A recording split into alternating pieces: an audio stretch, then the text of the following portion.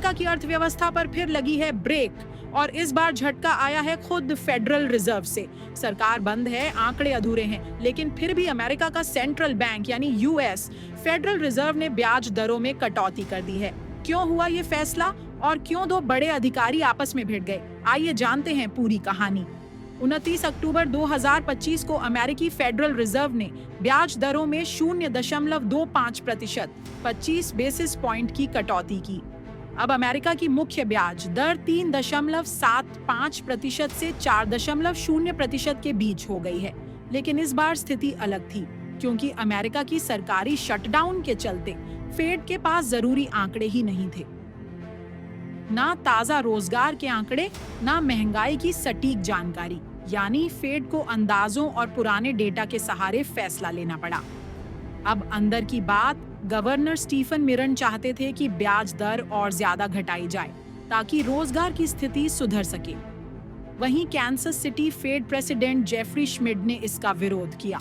उनका कहना था कि महंगाई अभी भी ऊंची है और दर घटाने से हालात और बिगड़ सकते हैं। यानी 10 से 2 का बंटा हुआ वोट। फेड के अंदर भी मतभेद साफ नजर आए। फेड ने साथ ही यह भी ऐलान किया कि वह अब ट्रेजरी सिक्योरिटीज की सीमित खरीद दोबारा शुरू करेगा ताकि बैंकों में लिक्विडिटी यानी नकदी की कमी ना हो। सीधे शब्दों में कहें, फेड सिस्टम में पैसा डाल रहा है ताकि अर्थव्यवस्था जाम न हो। फैसले के बाद अमेरिकी शेयर बाजार में हल्की तेजी देखी गई, लेकिन ट्रेजरी यील्ड्स बढ़ गईं, जो इशारा कर रही हैं कि निवेशक आगे और कटौती की उम्मीद कर रहे हैं।